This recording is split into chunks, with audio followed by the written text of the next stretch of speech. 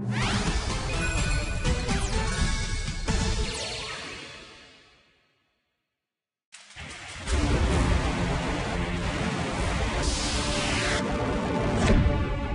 think it's increasing every day, which means that we're in a race, really. We're in a race to be able to solve this problem.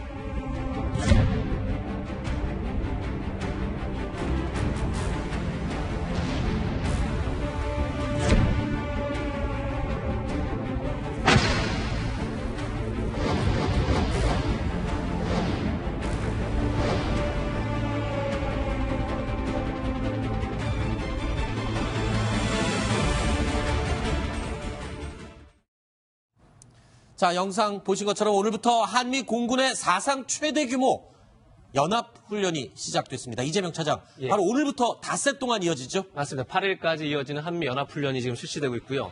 미국 최신 공군 전력이 다 집결하고 있습니다. 지금 한반도로요. 양국 공군의 전투기가 무려 260대가 참여하고 있습니다. 사상 최대 규모입니다. 원래는 230대가 참가할 예정이었는데 화성 15형, 북한이 대륙간 탄도미사일 도발 이후에 30여 대가 더 추가됐습니다. 네. 이걸 주목해야 할 건 역시 F-22 스텔스 전투기가 6대나 참가한다는 사실입니다. 네. 이 F-22는 가나다, 그러니까 일본 기지에서 평양까지 1시간이면 갈 수 있는 그런 엄청난 속도의 전투기입니다. 또 적 레이더에 걸리지 않고 최대 250m 밖에서도 표적을 정밀 타격할 수 있는 그런 전투기입니다. 네. 그리고 유사시에 김정은의 지하 벙커, 핵 미사일 기지 등을 지도새도 모르게 파괴하고 제거하는 그런 역할을 맡게 됩니다. 네. 자, 지금 사상 최대 규모의 한미 연합 공군 훈련이 오늘부터 시작이 됐습니다. 자, 이번 훈련 지난주에 뉴스 탑10에서 상세히 설명을 드리기도 했는데요. 자, 첫 번째로 북한을 향해 출격하는 아주 특이한 주목할 만한 그런 전투기가 있죠. 바로 그라울러입니다. F-22나 35는 스텔스 기능이 있지만 F-15, 16은 스텔스 기능이 없습니다. 하지만 이 그라울러와 함께 움직이면 귀신 작전을 수행할 수 있다. 저희가 설명드린 적이 있습니다. 다시 한번 요약해드리겠습니다. 자, 그라울러가 실시하는 귀신 작전 수행의 원리. 스텔스 기능이 없는 F-16 전투기들이 북한으로 출격할 경우 선두에 그라울러가 앞서가게 됩니다. 북한의 레이더 시설들이 전파를 쏴서 무언가를 잡아보려고 하지만 그라울러가 방해 전파를 쏘게 되면 북한의 레이더 시설은 모두 무력화됩니다. 한마디로 하늘에 떠 있는 전투기들을 전혀 볼 수가 없습니다. 바로 그라울러의 방해 전파에 가려서 말이죠. 자, 그런데 오늘부터 실시되는 비질런트 에이스 훈련에서는요, 이 그라울러 전투기가 무려 6대나 출동을 하게 됩니다. 어떤 효과를 내게 되는지 그림으로 설명드리겠습니다. 자, 한반도 남과 북을 좌우로 눕혀놔봤습니다. 자, 그라울러 전투기 6대가 떴을 때 어떤 상황이 벌어지는지 보시겠습니다. 그라울러 전투기 6대가 떠서 휴전선 인근에서 동시에 방해 전파를 쏘게 됩니다. 그러면 휴전선 인근에는 보이지 않는 유리벽과 같은 현상이 만들어지게 됩니다. 자, 이럴 때 북한은 어떨까요? 레이더 기지에서 아무리 남한을 향해서 전파를 쏘아대지만 북한은 그라울러 전투기 6대가 쏘아대는 방해 전파 때문에 눈이 멀고 귀가 멀게 됩니다. 한마디로 북한은 닷새 동안 비질런트 에이스 훈련이 진행되는 닷새 동안은 못 듣고 못 보는 깜깜이가 되는 그런 상황이 되는 겁니다. 자, 신인균 대표님 어떻습니까? 저희가 비질런트 에이스의 6대의 그라울러가 만든 엄청난 위력의 이 성능, 실제로 이렇게 가능한 겁니까? 실제로는 3대 정도로 가능하죠. 3대만으로도 가능하다고요? 6대가 교대로 또 작업을 해야 되기 때문에 3대 정도로 가능하고, 이 6대의 규모는 어느 정도인가 하면 한 개 항모 전단에 탑재되어 있는 그 그라울러가 통째로 그냥 여기 온 겁니다. 항모는 지금 다 떠나고 없지만 이 항모 전단에 있는 6대가 지금 통째로 다 온 건데, 세대 정도가 이렇게 하면은 수도권부터 강원도 일부까지는 완전히 방금 말씀하신 것처럼 차단되고, 그래서 지금 뭐 보도를 보니까 한 260대 정도 F-22, F-35, B-1B 또 B-2도 왔을지도 모른다, 뭐 이런 여러 가지 설이 있는데, 그렇죠. 북한으로서는 정말 답답해서 환장할 지경이겠죠. 네. 왜냐하면 북한 군부에서도 총참모부에서도 이 비질런트 에이스가 어떻게 진행되는가를 다 알아야 됩니다. 네. 그래서 매일 일보를 해서 보고를 해야 되는데 네. 아무것도 안 보이니까 네. 260대가 와서 하루에 3번, 4번씩 작전을 한다고 하는데 네. 각각 그럼 하루에 1000번 정도, 1000대 정도의 전투기가 무슨 임무를 하고 네. 내려가는 것인데 과연 뭘 하는지를 알아야 되는데 예를 들어서 한번 떠서 네. A라는 전투기가 한번 떠서 1시간 만에 착륙했다. 또는 네. B라는 전투기가 한번 떴는데 2시간 만에 착륙했다. 그럼 굉장히 장거리 작업한 거 아니겠습니까? 그런 것들을 알아야 되는 모르는 것이죠. 그래서 아마도 네. 우리 한국 내에 있는 모든 방송 중에서 가장 이 군사 분야에 정통한 이 뉴스 탑10을 손꼽아 기다리지 않을까. 그러니까 지금 북한이 비질런트 에이스 훈련의 상황을 알 수 있는 유일한 방법은 우리 남한 방송을 보는 것밖에 없겠군요. 특히 그 중에서도 뉴스 탑10. 뉴스 탑10을 좀 눈여겨봐야지만 비질런트 에이스 훈련의 내용을 알 것 같습니다. 자, 비질런트 에이스 훈련 그라울러 전투기 6대, 3대만으로도 충분한데 6대가 상공에 떠서 북한의 모든 레이더 정보 시설을 무력화시키는 그런 상황입니다. 그럼 그라울러 6대 바로 뒤에 이 뒤쪽에 방금 말씀하신 260여 대의 한미연합군 전투기들이 훈련을 하고 있습니다. 바로 이 전투기들입니다. 자, 저희가 지난주에 간단하게 설명을 드렸었죠. 그라울러 전투기가 선두에 서서 AGM-88 미사일을 가지고 북한의 미사일 레이더 기지를 모두 초토화시키고 그리고 랩터, 번개, 제이덴 미사일을 가지고 적 지휘소까지 파괴하게 됩니다. 그리고 모든 전폭기, 공중전을 치를 수 있는 전투기들이 모두 총출동하고요. 그 뒤에서는 E3 센트리와 E8 조인트 스타스, 이 정찰기들이 공중 지휘를 벌이게 됩니다. 굉장히 중요한 전략 무기죠. 조인트 스타스. 동시에 600개의 움직이는 표적을 선별해서 타격할 수 있는 목표물을 스스로 찾아내는 그런 놀라운 성능을 가지고 있습니다. 그리고 이 모든 전투기들이 계속 공중에 머물 수 있도록 공중 급유기까지 동원이 되는 그런 훈련입니다. 자, 이 전투기들이 5일 내내 우리 한반도 상각을 돌면서 실전과 똑같은 훈련을 한다고 그렇게 지금 전해지고 있는데 김종국 실장님, 지금 이 전투기들이 다 뜨는 것, 물론 훈련의 일환이지만 이게 그냥 훈련으로 봐서는 안 된다고 말씀을 조금 전에 저한테 귀뜸을 해주셨어요. 네, 현재 260대 네. 전투기들이 이제 훈련하고 있는데 이 전투기들이 지금 마음만 먹으면 바로 북한 지역에 들어가서 현재 북한 지역을 초토화시킬 만한 능력이 있습니다. 아, 그러니까 훈련 상황이지만 지금 이 상태의 훈련 전력으로 그대로 북한의 김정은을 참수 작전을 수행해도 충분히 가능하다. 참수 작전뿐만 아니고 네. 북한의 핵미사일 시설, 그다음에 네. 뭐 대량 살상 무기가 이제 이제 저장되어 있는 화학무기 저장 시설뿐만 아니고 그다음에 장사정 포대든가 북한의 중요한 전략 목표 한 700개를 한꺼번에 다 불겨부실 만한 엄청난 초토화시킬 수 있는 전력이라는 화력을 가지고 있습니다. 자, 이 북한 김정은 지금 이 이야기를 듣고 얼마나 두려워하겠습니까? 자, 한미 공군의 최상의 전략 무기들이 닷새 동안 어디든 언제든지 뜰 수 있다는 이야기가 되는 건데 구체적으로 어떻게 할 것인지 상대의 속을 모르니 두려움은 더 커질 수밖에 없습니다. 상대를 모를 때 가장 두려움이 극대화되죠. 오늘 이 훈련과 관련된 국방부 브리핑을 들어봐도요. 이 극비 사항인 것을 한눈에 알 수 있습니다. 기자들 답변에 돌아오는 대답 매우 제한적이었습니다.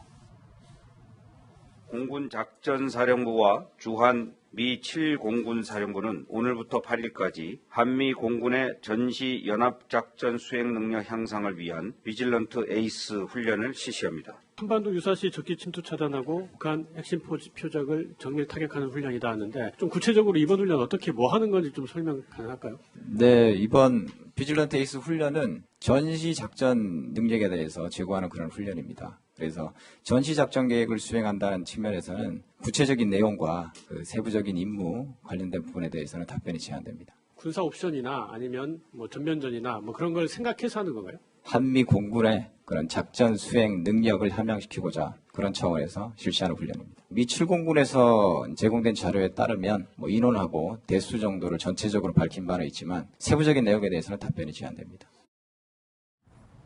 자, 김정은의 지금 심리 상태는 어떨까요?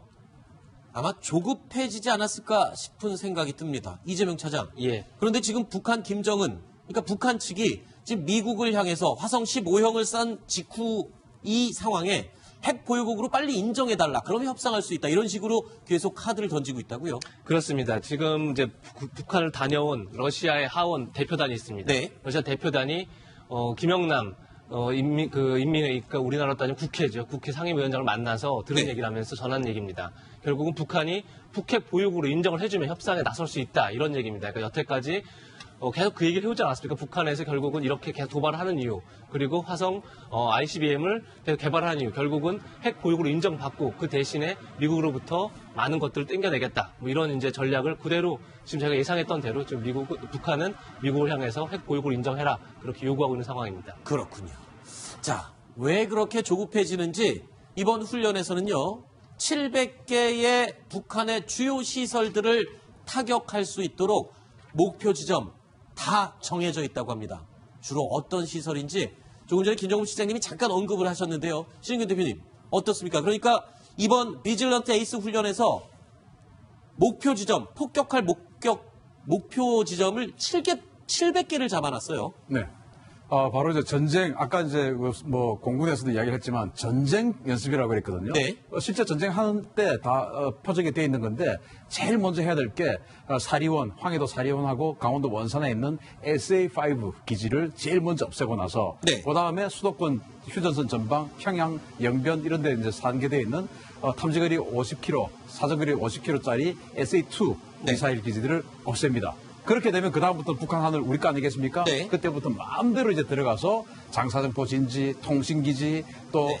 유류저장고, 그리고 지금 보이고 있는 핵시설, 영변 핵시설, 네. 스커드 미사일 기지, 노동 미사일 기지 이런 것들을 때리는데 그게 700개 정도. 그 700개가 다 핵시설은 아니고 네. 700개를 없애면 김정은의 명령이 해당 단위 부대까지 들어갈 수 있는 명령체계 다 차단돼서 전쟁 능력이 차단되는 게 네. 700개거든요. 그래서 260대 이 전투기가 하루에 지금 한 3번 정도 뜰 거다 이렇게 네. 알려져 있지 않습니까? 네. 3번에서 4번 정도 뜹니다. 1번에서부터 수천 번까지 다 리스트가 돼 있어가지고 아하. 공군 전투기들은 기계적으로 그냥 전쟁 딱 하면 나는 이거 해서 바로 첫 번째 임무는 SA5 기지야. 네. 가는데 함 2발, 네. 암람 2발, 제이담 2발 해서 이렇게 들어가서 이렇게 폭격하는 거야. 알겠습니다. 다 해서 그걸 전부 다 몇 번 해보는 것이죠. 네. 그렇기 때문에 이런 훈련을 한다는 것은 훈련하다가 진짜 하자라고 할 수, 지금 하진 않겠지만, 네. 그럴 가능성을 사실은 조금 전에 부정하지 김종훈 실장님께서 해주신 얘기가 바로 그거잖아요. 네. 여차하면 지금 이 상황에선 그냥 이대로 실전을 치러도 될 정도의 어마어마한 전력이 모여있기 때문에 지금 이 상황 그냥 훈련으로 간과해서는 안 된다. 그 점을 짚어주신 거고요. 자, 그런데 지금 이 상황에서 김정은이요. 두려움을 느낄 수밖에 없는 상황이 또 한 가지 있습니다. 미국 내에서는요. 이런 얘기가 커지고 있습니다. 이대로 북한 김정은을 둬서는 안 된다. 들어보시죠. The president, as inherent authority as commander-in-chief, has the ability to strike North Korea to protect the American homeland. But this discussion needs to happen among ourselves. Are not feeding him the truth about the place that he finds himself, how precarious his position is in the world today. I think it's increasing every day, which means that we're in a race, really. We're in a race to be able to solve this problem. 김종무 실장님, 그러니까 미국 내에서 지금 선제 공격 카드 목소리가 최근에 좀 잦아들었다가 다시 지금 커지고 있는 그런 상황인 것 같아요. 네, 선제 공격을 하겠다. 네. 전쟁에 가까이 가고 있다라고 하는 것을 현 단계에서는 네. 중국과 러시아가 미국이 요구하는 수준의 북한에 대한 제재를 원찮고 거부를 하기 때문에 네. 일단은 중국과 러시아를 이제 압박하기 위한 수단이라고 이제 봐야 되겠습니다만 네. 만약에 중국과 러시아가 미온적으로 움직이게 되면 결국은 미국이 전쟁할 수도 있다라는 그런 준비를 하고 또 그런 여론을 또 만들어야 또 전쟁할 수 있으니까 미국 국민들에서 사전에 그런 그 예방적인 차원, 예방 수사를 넣는 차원에서 전쟁에 대한 얘기를 자꾸 하는 것 같습니다. 네. 예전에 우리 탑10의 패널들께서 이런 분석을 한번 해주신 적이 있습니다. 자, 미국이 전쟁을 치러야 할 때가 닥쳐오면 제일 먼저 이런 현상이 날 것이다. 주한 미군 가족들을 철수할 것이다. 만약에 주한미군 가족들이 움직이기 시작하면 그건 전쟁에 가장 임박했다는 증거다라고 말씀하신 적이 있었는데 지금 그레이엄 상원 의원이요. 주한미군 가족 철수 내용을 언급했습니다. 이 훈련 내용인 거죠? 훈련 내용이 아니고 우리가 가장 우려하는 네. 주한미군 가족이 만약에 한국을 떠난다면 미국이 바로 북한을 공격할 수 있는 그런 그 준비가 다 됐다는 것을 의미하기 때문에 네. 바로 이제 이 린지 그레이엄 상원 의원이 중국이나 러시아 또는 북한이 가장 두려워하는 말을 이번에 했다고 생각이 됩니다. 네. 그렇군요. 잠시 지금 저희가 말씀드리는 동안 지금 또 속보가 들어왔습니다. 인천 소청도 해역 근처에서요. 이번엔 화물선이 침몰을 했습니다. 화물선이 침몰해서 3명이 지금 실종이 됐다라는 속보가 들어와 있습니다. 어제 발생했던 인천 영흥도 해역에서 발생했던 낚싯배 전복 사고와는 또 다른 사고입니다. 벌써 연 이틀째입니다. 인천 지역에서 또 해양 사고가 발생했습니다. 인천 소청도 인근 해역에서 화물선이 침몰을 해서 3명이 실종됐다는 속보가 들어와 있습니다. 글쎄요, 좀 더 자세한 내용이 들어와야 알 수 있을 것 같은데요. 이번에도 혹시 다른 선박과 충돌을 해서 사고가 난 것인지 아니면 오늘 바람이 많이 불었기 때문에 이 풍랑에 의해서 어떤 사고가 있었던 것인지 아직까지 정확한 내용은 확인되지 않고 있습니다만 인천 소청도 해역에서 화물선이 침몰해서 3명이 실종됐다는 속보가 들어왔습니다. 그런데 상식적으로 화물선이라고 하면 굉장히 큰 규모일 것이기 때문에요. 이 바람 때문에 풍랑 때문에 난파가 되거나 했을 가능성은 좀 낮아 보입니다. 지금 화물선에는 10명이 탑승을 하고 있었는데 7명은 구조가 됐다는 속보 내용입니다. 3명은 아직 실종인데 걱정되는 게 있습니다. 지금 수온이 인천 지역은 6도에서 7도 정도로 매우 낮습니다. 수온이 21도 아래로 떨어져 있을 경우에는 건강한 사람이라 하더라도 최장 3시간 이상을 버티지 못하는 것으로 어제 어선 전복 사고 이후에 언론을 통해서 많이 보도가 됐었는데 글쎄요, 3명, 실종된 3명 과연 안전하게 구조가 될 수 있을지 굉장히 걱정되는 그런 상황입니다. 화물선이 인천 소청도 인근 해역에서 사고가 발생해서 지금 3명이 실종됐다는 속보 전해드렸습니다. 자세한 내용은 이어지는 뉴스 A에서 저희가 상세히 더 보도를 해드리도록 하겠습니다. 자, 지금 다시 이야기 나누던 내용으로 돌아가 보겠습니다. 주한미국 가족이 철수를 하게 되면 이거는 전쟁이 임박한 징후다 했는데 그레이엄 상원 의원이 이 내용을 언급했습니다. 그런데 미국 내에서만 이런 얘기가 나오는 게 아니고요. 일본 내에서도 한반도 위기론이 높아지면서 일본 국민들의 대피 훈련이 지금 실시가 되고 있다. 북한의 탄도미사일 공격을 우려한 그런 내용인 것 같아요. 네, 그렇습니다. 일본 이지에 지속적으로 지금 북한의 그 장거리 탄도미사일 고각 발사를 한 것들이 계속 일본 이지에 떨어지고 있지 않습니까? 네. 그래서 그 아베 정부는 이런 것들을 이용해서 그 일본의 어떤 그 안보 위협을 더욱더 올리고 그것을 이제 지지도 그리고 그들이 추구하는 평화헌법 개정을 해서 전쟁을 할 수 있는 보통 국가화의 어떤 그 명분, 그 네. 빌미로 삼으려고 하는 것 같습니다. 따라서 실제 어떤 그 북한이 일본을 핵 공격하려는 어떤 그 지구보다는 좀 더 강하게 지금 이제 이런 일을 추진하고 있는 것 같은데 그런 그 차원에서 내년 1월 달에 네. 도쿄 도심에서 네. 핵 대피 훈련을 한다. 아하. 이것은 사실은 일본 도쿄를 핵 공격할 것이다. 이건 사실은 상상하기 힘든 일 아니겠습니까? 네. 그럼에도 불구하고 일본 아베 정부는 네. 이것을 자신들의 헌법 개정으로 몰고 가려는 그런 수단으로 삼는다는 것입니다. 네. 일본 내부의 정치적인 의미도 있을 수 있지만 전 세계적으로 또 J 얼럿이라고 하면은 일본의 이 대피 훈련 그리고 대공 훈련은 굉장히 치밀하고 철저한 것으로 유명합니다. 자, 그런 차원이 아닐까 이런 짐작도 잠깐 해봤습니다.